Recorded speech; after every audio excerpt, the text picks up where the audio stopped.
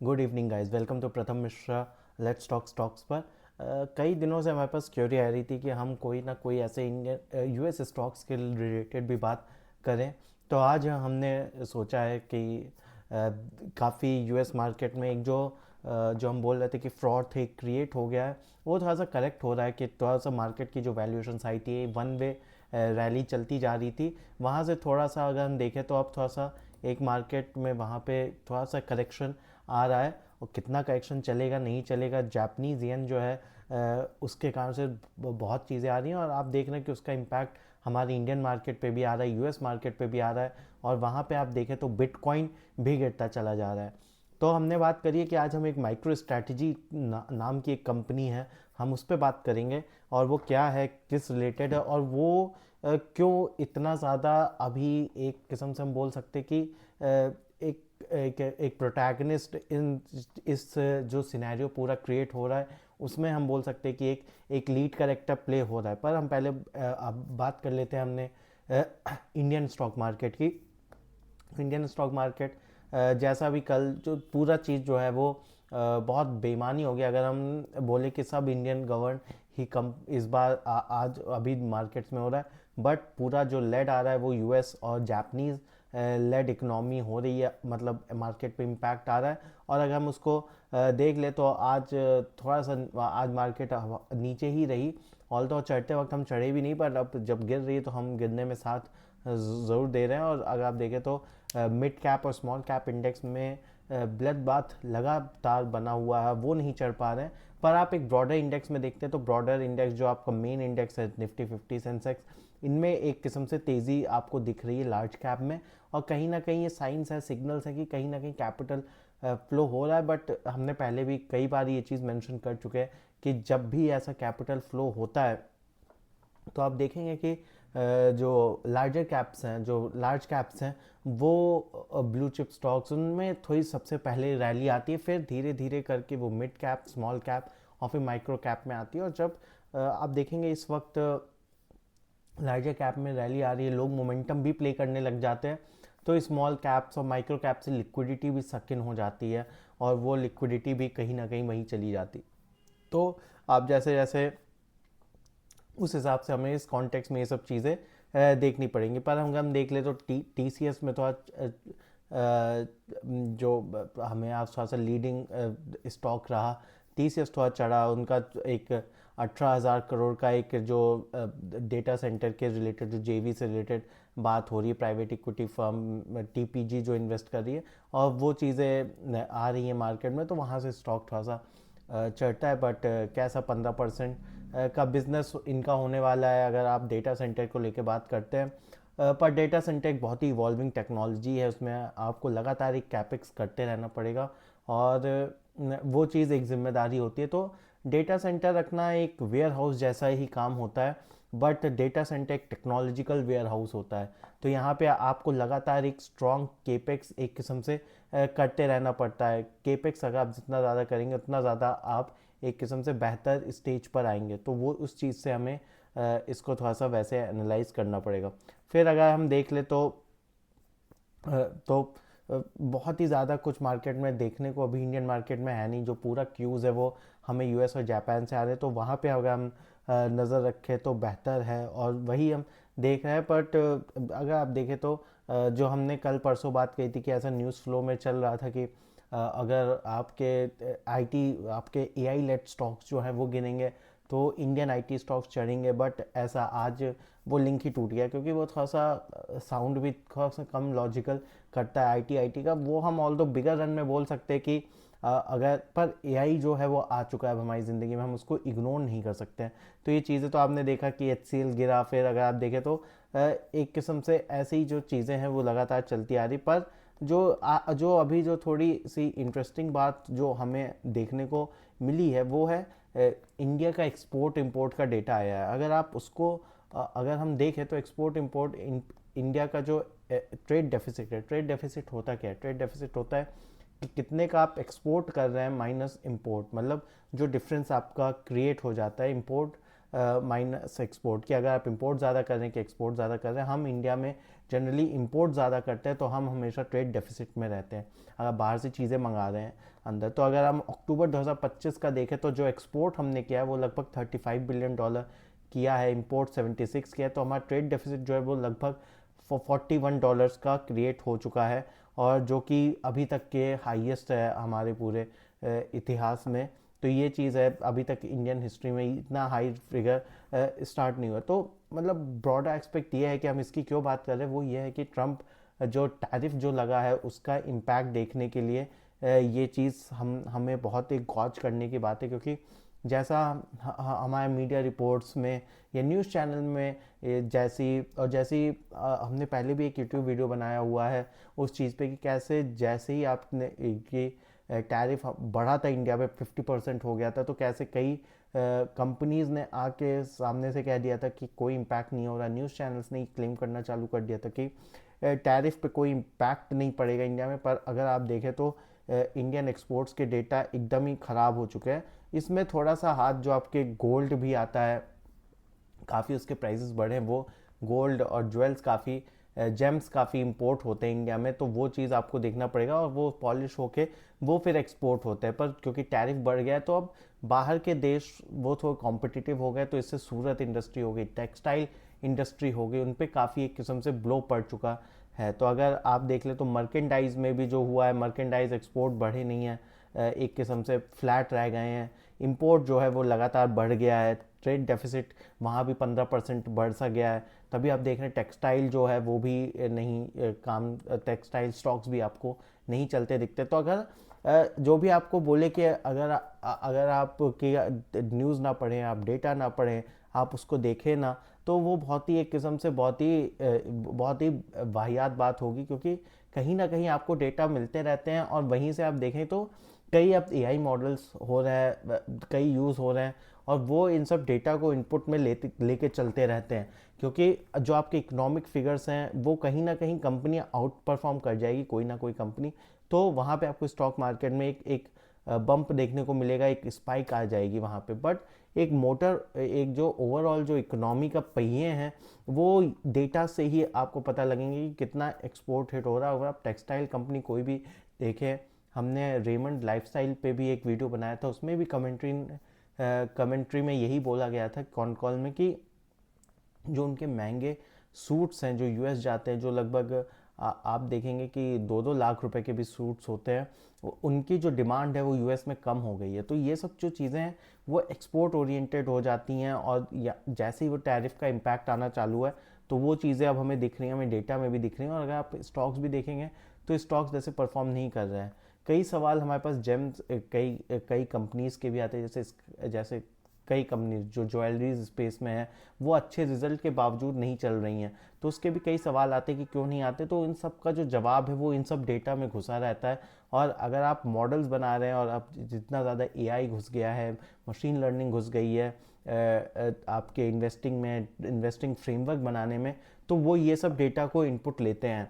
आप ये नहीं बोल सकते कि हम ये डेटा को इग्नोर करते रहेंगे, हमें कोई इसके पढ़ने की नीड नहीं है, इसकी हमें ज़रूरत नहीं है, हम इसके बिना फ्लरिश कर जाएंगे, क्योंकि ये होलसम गेम है। आपको जापान में क्या हो रहा है, आपको यूएस में क्या हो रहा है, अगर आप जितना बेहतर जानेंगे आप उतने बेहतर बन पाएंगे। आपको उतनी अच्छी थीम पता रहेगी मार्केट में कि क्या एक किस्म से थीम चल रही है, उस हिसाब से आप देख सकते हैं।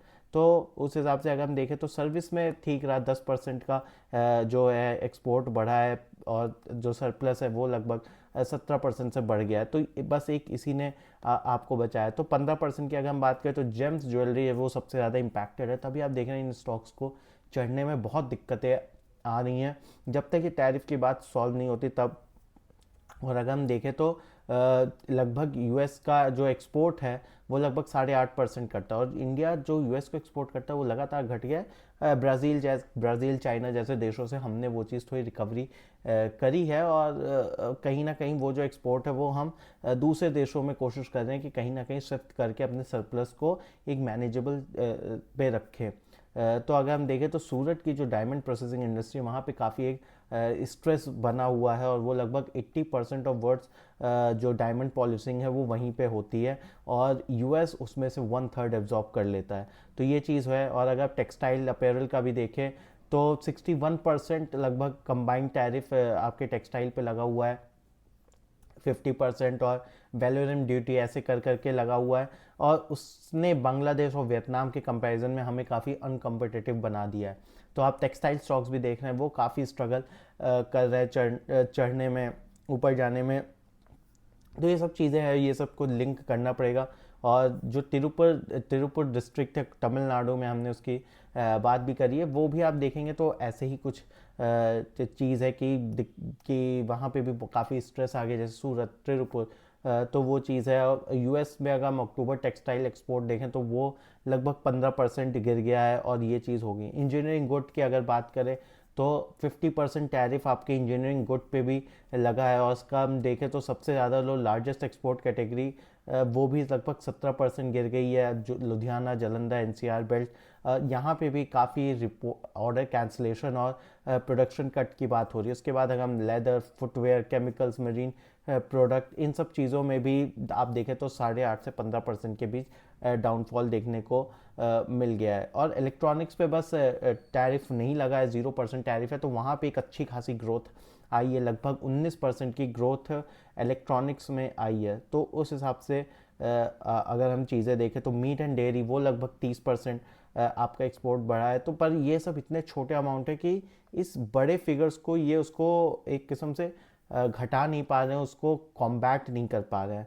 बट अगर हम देखें तो अगर अगस्त में देखें, जब प्री टैरिफ था, जब वो स्टीप टैरिफ नहीं आया था, तो लगभग 7.8 बिलियन इंडिया ने एक्सपोर्ट किया था यूएस को, और लगभग 12.5% की ग्रोथ थी। पर सितंबर में देखें तो एक्सपोर्ट जो है वो घट के 7.8 से 5.47 हो गया, और अब अक्टूबर में जब एक महीना और बीत गया है तो 6.3 बिलियन हो गया। मतलब वहाँ से थोड़ा सा चढ़ा है एक किस्म से। अब हम बोल सकते हैं कि थोड़ा एक्सपोर्ट में स्टेबलाइजेशन आ रहा है। तो अब देखेंगे कि कंपनीज भी थोड़ा सा स्टेबलाइजेशन जो है वो सब कहीं ना कहीं अब एक किस्म से शो होती रहेगी। बट अगर हम देखें तो इंपोर्ट कहाँ से हमारा इंपोर्ट बढ़ गया, वो गोल्ड में इंपोर्ट बढ़ गया, लगभग 3 गुना हो गया पिछले बार के कंपैरिजन में। लगभग $5 बिलियन का इंपोर्ट हम करते थे, इस साल हमने $15 बिलियन का इंपोर्ट कर लिया है गोल्ड का। सिल्वर की बात करें तो सिल्वर लगभग 5.5 गुना, 6.5 गुना हो गया है। अगर हम $500 बिलियन से भी कम कहते, 0.4 बिलियन, अब $2.7 बिलियन हो गया है। तो अगर आप देखें तो यहाँ पे जो है वो काफ़ी एक किस्म से प्रेशर जो है वो आ चुका है। तो वो उस चीज़ पे हमें ये चीज़ थोड़ी सी देखनी पड़ेगी कि कैसे है। पर अगर हम देख ले कि अब जब ये हमारे ऊपर मुसीबत आई है तो हमने थोड़ा सा डाइवर्सिफिकेशन करना चालू किया है। तो यूएई को हमने थोड़ा सा ज़्यादा बढ़ा दिया, लगभग 37%, 38% चढ़ गया। साउथ कोरिया को अगर हम देखें तो 135% बढ़ गया। सऊदी अरेबिया को 68% बढ़ गया। तो थोड़ा थोड़ा हमने कहीं ना कहीं से एक्सपोर्ट बढ़ा के उसको कॉम्बैट करने की कोशिश की। पर यूएस क्योंकि एक बड़ी इकनॉमी है, वहाँ पे सरप्लस इनकम है, और किसी मामले से वो कंज्यूमिंग इकनॉमी है। तो कंज्यूमिंग इकनॉमी से जब आप दूसरी जगह एक प्राइस सेंसिटिव इकनॉमीज में जाते हैं तो वो ऑब्वियसली इतना आपको केटर नहीं कर पाएगा। पर इलेक्ट्रॉनिक गुड्स में जो है वो काफ़ी अच्छी हमें रिकवरी देखने को मिली, एग्रीकल्चर प्रोडक्ट, मरीन प्रोडक्ट, और इन सब में काफ़ी हमें थोड़ा सा चीज़ें देखने को मिली हैं। तो इस हिसाब से हमें पूरा देखना पड़ेगा कि कहाँ पे एक्सपोर्ट का हो रहा है।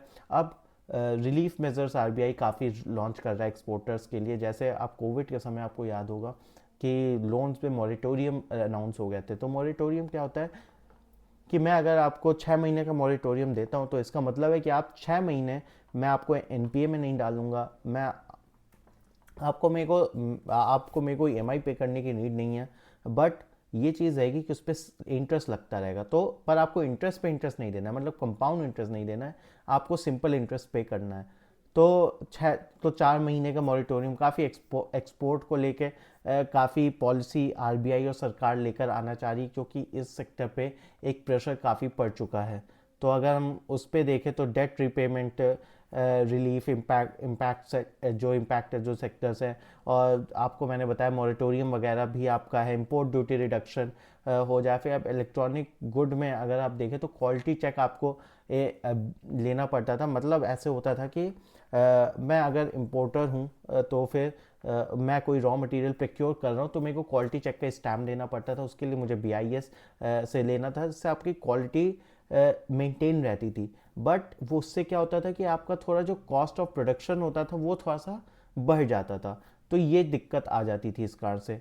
पर अब जो सरकार है कि सरकार वहाँ पे थोड़ा सा जो है वो आपको थोड़ा सा रिलीफ देने की कोशिश कर रही है कि आपको BIS तो आपके प्रोडक्ट थोड़ा सा कंट्रोल में रहेगा, कि आपके कॉस्ट थोड़े से होंगे, तो इस तरह से सरकार थोड़ा सा आपको हेल्प करने की कोशिश कर रही है। तो लगातार रशियन ऑयल इन सब चीज़ों पे प्रेशर बना ही हुआ है। और MSME एक्सपोजर अगर आप देखें तो 45% इंडिया का जो एक्सपोर्ट है वो MSME से ही आता है, टेक्सटाइल और जेम्स में ज़रूर आता है।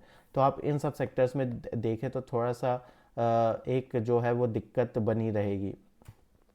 बट अगर हम बिटकॉइन देखें, अब बिटकॉइन क्योंकि अब जो मार्केट है, और हम थोड़ा सा माइक्रो स्ट्रैटेजी के भी बारे में बात करेंगे, और यूएस स्टॉक है तो थोड़ा सा उस बारे में भी बात करेंगे कि माइक्रो स्ट्रैटेजी है क्या। पर इसकी जो कहानी शुरू होती है वो जापानीज़ येन से चालू होती है। जापानीज़ येन हमने वीडियो पे हम लगातार आपको अगर देखेंगे जब से हमारा वीडियो चला है हमने तब से जापानीज़ को साथ में कवर किया है कि जापानीज जब वहाँ पे ऑल टाइम हाई लग रहा था स्टॉक का, और हम लगातार पॉलिटिकल रिस्क की वहाँ की बात करते चले आ रहे थे। हर वीडियो में ऑलमोस्ट हम वीडियो बात करते कि कैसे वहाँ पे सत्ता पलट रही है, और जो नई प्राइम मिनिस्टर आ रही हैं वो कैसे स्टिमुलस को बोल रही हैं वहाँ पे इकनॉमी में कैसे एक इफेक्ट क्रिएट होने वाला है। तो उसकी हमने लगातार एक किस्म से बात की थी। अगर मेरे सामने फ्यूचर्स है तो कल परसों हमने बात की थी एनवीडिया का रिजल्ट आएगा, वो बहुत ही स्ट्रांग आता है, मार्केट ऊपर जाती। कल हम जब यहाँ बात करते तो फ्यूचर्स बहुत हाई चल रहे थे और लगभग 2% ऊपर चल रहा था नैस्डैक। मार्केट चलती है सुबह, मार्केट खुलने के बाद वहाँ पे कैश मार्केट 8 बजे इंडियन समय अनुसार खुलती है।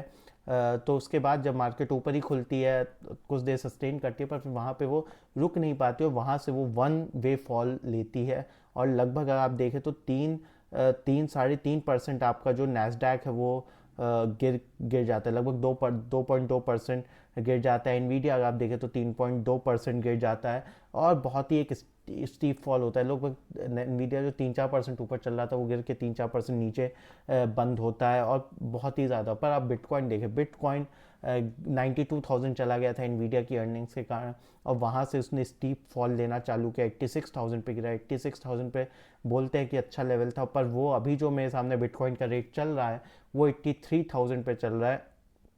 नैस्डैक थोड़ा सा रिकवर कर रहा है, ऑल दो आज हरे निशान लाल निशान में ही ट्रेड कर रहा है, बट तो अभी थोड़ी सी रिकवरी ले रहा है अगर हम फ्यूचर्स की बात कर ले तो। पर जो बिटकॉइन है वो 82,000 पे आ गया है। अब हम यहाँ से थोड़ा सा अगर हम आप बात करें तो हम जो थोड़ा सा माइक्रो स्ट्रैटेजी के बारे में बात करने जा रहे हैं। तो माइक्रो स्ट्रैटेजी है क्या? माइक्रो स्ट्रैटेजी एक ऐसी कंपनी है जो बिटकॉइन खरीदती है। इसको हमें बेसिकली ये समझना पड़ेगा कि वो बिटकॉइन खरीदते हैं और अपने अपने पास रखते हैं। अब उसमें क्या होता है कि वो जब उन्हें बिटकॉइन खरीदना पड़ता है तो बेसिकली वो क्या होते हैं, थोड़ा कॉम्प्लेक्स कॉन्सेप्ट है इसका, बट एक बहुत ही इंटरेस्टिंग कंपनी है। नैस्डैक में भी है और S&P में भी तो है ही है, और कई इंडेक्सेस में है दुनिया भर में। और अभी अगर हम उसकी बात कर ले तो लगभग टॉप से काफ़ी गिर चुकी है, लगभग 60-65% अगर हम देखें तो थोड़ा सा वो गिर चुकी होगी ऊपर से। तो ये मामला है उसका। तो पर जब बिटकॉइन 100% चढ़ रहा था तो वो 3 गुना चढ़ गई थी। तो इस हिसाब से तो आपको इसको मानना पड़ेगा, MSTR को, उसका जो की कोड है MSTR है। और तो माइक्रो स्ट्रैटेजी जो है कि आपको उसको ऐसा मानना पड़ेगा कि आप एक किस्म से लेवरेज बिटकॉइन खरीद रहे हो। तो लेवरेज बिटकॉइन का मतलब है कि आप उधारी पे बिटकॉइन ले रहे हो, लोन पे बिटकॉइन खरीद रहे हो, उधारी पे नहीं, लोन पे आप बिटकॉइन खरीद रहे हो। तो इसका मतलब है आप थोड़ी ना कोई, आप 100 रुपये लगाते हो तो लगभग आपको 120 रुपये का बिटकॉइन मिल रहा है, ऐसा कुछ है। तो अब वो करते क्या, वो डेट इशू कर देंगे, डेट इशू करेंगे, उससे वो बिटकॉइन खरीद लेंगे और उसको वो रखते हैं। तो जैसे जैसे उसके प्राइस अप्रिसिएशन होता है तो आप देखेंगे कि 100 का अगर आपके पास 120 रुपये का बिटकॉइन पड़ा हुआ है तो बेसिकली आप देखेंगे कि जो अप्रिसिएशन होगा वो 1.2 रुपये का हो जाएगा। फिर वो स्टॉक्स भी इशू कर देते हैं, प्रेफरेंशियल स्टॉक्स, जब उसका पैसा आता है तो उससे भी बिटकॉइन खरीदते हैं। तो इस किस्म से जितना भी पैसा आता रहता है वो उस पर बिटकॉइन खरीदते रहते हैं। तो इस हिसाब से हमें इस मॉडल को समझना पड़ेगा। अब इसमें रिस्क क्या है? इसमें रिस्क ये बहुत ज़्यादा है कि कहीं आप ऐसा हो सकते हो कि आप ओवर लेवरेज हो जाओ, और ये जो बॉन्ड्स इशू करते हैं उसमें ये 4%, 3%, 5%, ऐसे कई इनके स्कीम्स हैं, उसमें ये आपको डिविडेंड यील्ड भी देते हैं। मतलब आपको 100 रुपये का बॉन्ड है तो आपको डिविडेंड यील्ड भी साथ में दे रहे हैं ये फिक्स कॉस्ट पे। तो उसके ऊपर जो ये दाम आर्बिट्राज बना ले रहे हैं वो इनका प्रॉफिट हो जाता है। और उस हिसाब से अगर आप देखेंगे तो जैसे आप बैंक्स की बात करते हैं तो बैंक में प्राइस टू बुक पे इशू होते हैं। तो अगर बुक 100 रुपये की है, आपका शेयर 500 रुपये चल रहा है, तो लगभग आप प्राइस टू बुक पाँच पे बैठे हो और आप वहाँ पे पैसा लेते हो, मतलब आपको 100 रुपये के बेस पे 500 रुपये मिल जा रहा है। तो ये काफ़ी अच्छी बात होती है इन्वेस्टर्स के लिए जो होता है। और अगर वही प्राइस टू बुक 0.8 है तो आपको 80 रुपये का ही शेयर पड़ रहा है, और आपको उस पर आप अगर फंडिंग लोगे तो वो थोड़ा सा एक दिक्कत क्रिएट करने लग जाएगा, शेयर होल्डर उतनी वैल्यू नहीं क्रिएट कर पाएगा। तो अभी जब बहुत ही इनके पास जितनी बिटकॉइन थी उसके 3x 3.3x पे भी ये जो शेयर है वो ट्रेड करने लग गया था MSTR का। तो इस हिसाब से आप समझ सकते हैं कि कितना ज़्यादा जब बुल रन आता है तो इसमें एक किस्म से वो हो गया था। अब अगर आप इस पे ज़्यादा देखेंगे तो मार्केट कैप टू BTC जो इनके पास है वो कम होगा इनके पास, मतलब मार्केट कैप इनकी कम है और जो BTC होल्डिंग है वो ज़्यादा है। पर ये बहुत ही गलत तरीका है, बहुत ही गलत मेट्रिक्स है इसको देखने का। अगर आप इसको देख रहे हैं तो आप इसको बिल्कुल ही ना देखें। आपको इसको जो चेक करने का सही मैट्रिक्स होगा वो होगा इंटरप्राइज वैल्यू डिवाइड बाय जो इनका बिटकॉइन होल्डिंग है। वो अगर अभी आप देखेंगे तो 1.17, 18, 16 ऐसे लगभग इसी के आसपास चल रहा है, मतलब 16% है इनके पास। डेट एक किस्म से हम बहुत ईजी भाषा में मान सकते हैं कि आप 116 रुपये मतलब 16% पे लेवरेज पर हो। अब इनका जो इनके जो आप देखेंगे CEO हैं, सेलर नाम है उनका, और वो काफ़ी एक किस्म से बहुत ही एग्रेसिव बिटकॉइन के बिलीवर है, और वो रखते हैं कि बाय बिटकॉइन, और उनका मानना है कि लगभग $1 मिलियन 4 से 8 साल में हो जाएगा, $10 मिलियन 20 साल में हो जाएगा। बट आपको इन सब बातों पे यकीन नहीं रखनी चाहिए, क्योंकि प्राइजेस कौन से कहाँ पहुँचेंगे वो किसी को नहीं पता है, और ख़ासकर ऐसी एसेट के जो कि सप्लाई डिमांड और बहुत ज़्यादा इमोशन पे रन करता हो। तो वो चीज़ हमें इसको देखना पड़ेगा उस हिसाब से। बट अगर आप इसको पे थोड़ा और रिसर्च करेंगे तो आपको थोड़ा सा ये मिलेगा कि 4 साल पहले या 3 साल पहले 140 रुपये का मिल रहा था, तब इनके पास बिटकॉइन होल्डिंग आधी हुआ करती थी। अब ये 170 के भाव पे है, अब इनके पास बिटकॉइन होल्डिंग 3 गुना हो चुकी है, 4 गुना हो चुकी है। तो ये चीप बाय है, पर ऐसा बिल्कुल भी नहीं है, क्योंकि मैंने आपको बता रखा है कि ये प्रेफरेंशियल इशू शेयर करते रहते हैं, मतलब जो शेयर का बेस है वो लगातार बढ़ता चला जा रहा है इनका।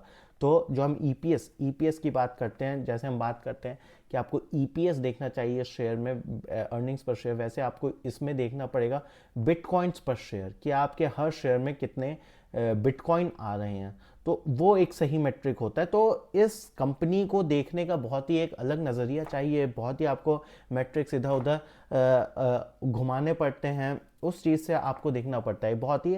तो इसी को हम थोड़ा सा हम US इसीलिए जाते हैं कि काफ़ी एक इनोवेशन लेड बिजनेस होता है यहाँ पे, इनोवेशन लेड कंपनीज होती हैं, और ये खुद की एक इनोवेशन लेड एक कंपनी, और ये ट्रेजरी एक किस्म से ट्रेजरी एसेट होल्ड कर रहे हैं।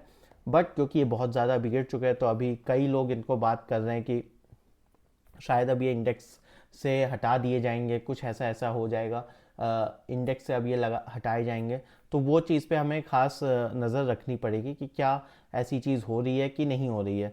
बट शायद MSCI इंडेक्स से हटाए जाएंगे, बट वो एक अदर एस्पेक्ट की बात है।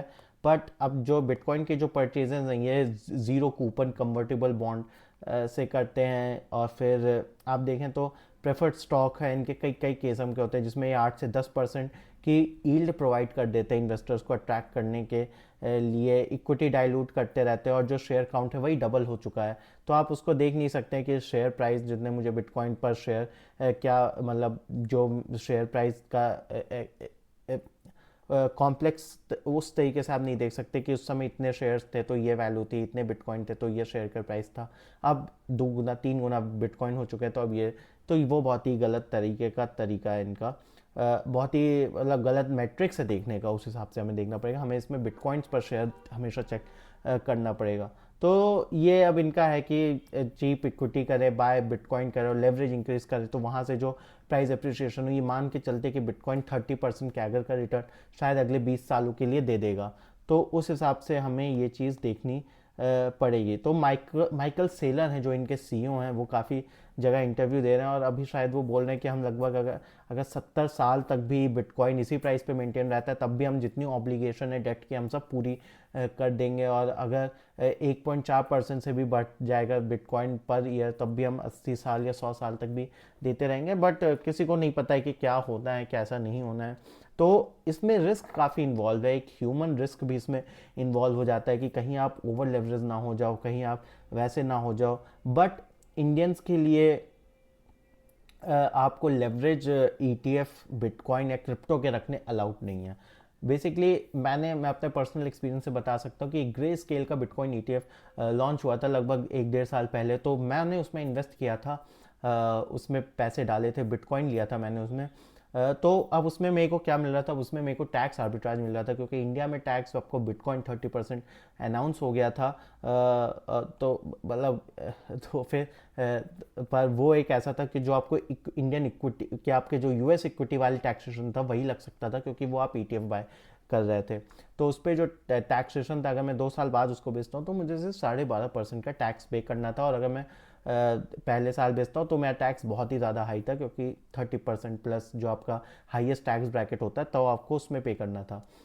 तो पर अभी आपके मिड अक्टूबर में सरकार का मैंडेट आता है कि जब आपको उसको 15 अक्टूबर तक सेल करना था, और it was mandatory to sell this thing.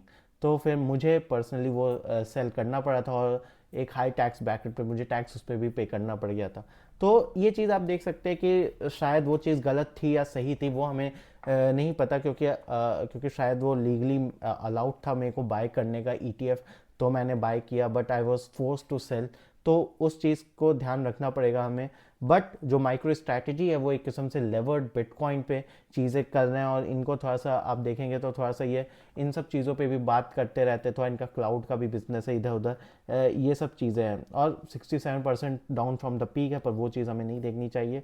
और जेपी मॉर्गन ने अभी सीधे बोला है कि इनका जो कि इनको एमएससीआई इंडेक्स है, शायद ये 15 जनवरी को जो दुनिया भर के इंडेक्स जब रीजिग होंगे, तो इसमें से शायद ये हटा जाए।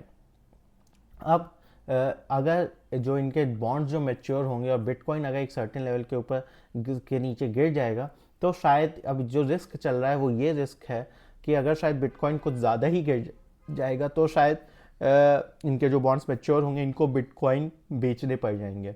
बिटकॉइन बेच कर ही उसको उस प्रॉमिस को फुलफिल कर सकते हैं, डेट के प्रॉमिस को। तो वो चीज़ एक जो रिस्क बना हुआ है वो बहुत ही एक जो रिस्क है उसकी काफ़ी दुनिया भर में बात हो रही है।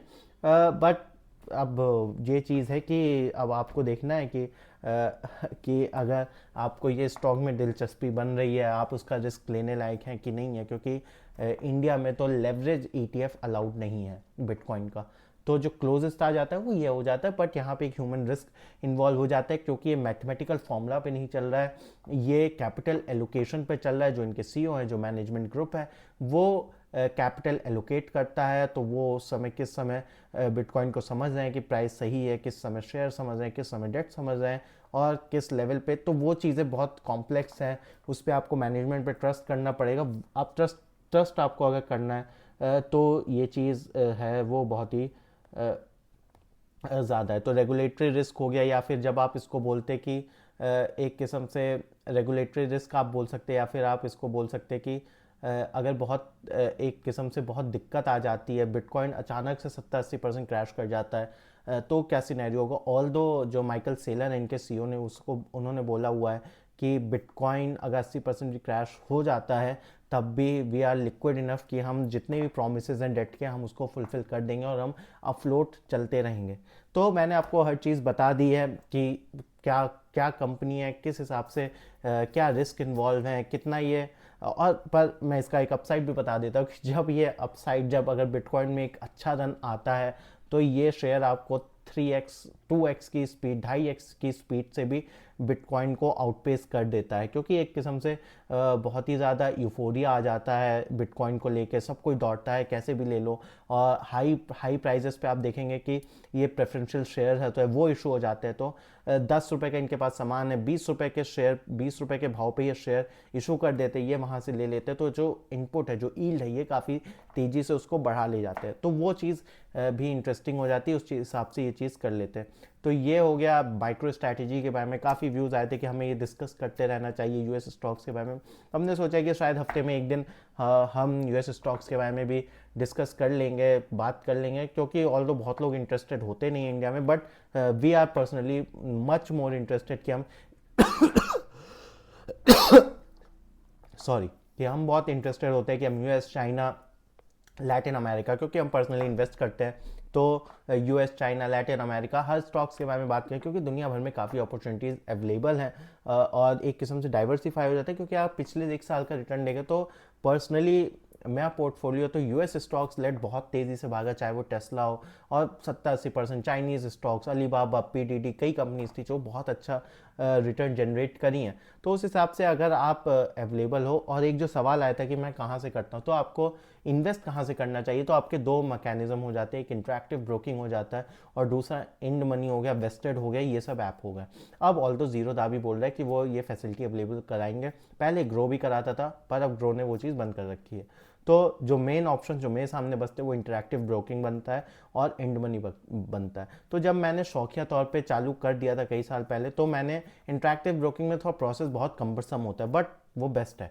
बट अगर बहुत जल्दी आपको प्रोसेस करना है, चीज़ों को करना है, ईजी रखना है, यूआई बहुत अच्छा है, एंड मनी तो मैं पर्सनली यूज़ करता हूँ। एंड मनी और कोई रिकमेंड मतलब ये कोई स्पॉन्सर्ड नहीं है, कुछ ऐसा नहीं है, कुछ भी ऐसा नहीं है कि मैं रिकमेंड कर रहा हूँ, मैं सिर्फ अपना बता रहा हूँ, क्योंकि मेरे को कमेंट सेक्शन में ये सवाल आया था तो मैं बस उसका जवाब दे रहा हूँ, और कुछ जवाब नहीं है। तो मैं पर्सनली इंड मनी ही यूज़ करता हूँ। इनके लिए मुझे उनका यूआई अच्छा लगता है, कंफर्टेबल, पैसे निकालना, ले जाना, डालना बहुत ईजी मेरे को लगता है, तो मैं इंड मनी पर्सनली यूज़ करता हूँ। तो उस हिसाब से हमें वो चीज़ें देखनी पड़ेंगी कि किस हिसाब से, बट हम लेकर आएंगे आपको। और यूएस स्टॉक्स के बारे में कोई पर्टिकुलर नाम है तो आप हमें ज़रूर लिख के मेंशन करें। हमने लास्ट वीक भी ऐसे ही एक दिन डिस्कस किया था कि कि कहाँ से हम रिसर्च करने को, कौन सी बेटर अवेलेबिलिटी रहती है, कैसे कैसे क्या होता है, उस हिसाब से हमने बात करी। तो आज हमने एक स्टॉक को पिक किया और बात करिए कि किस में ज़्यादा बेहतर होगा, और उस हिसाब से हमने बात करी है।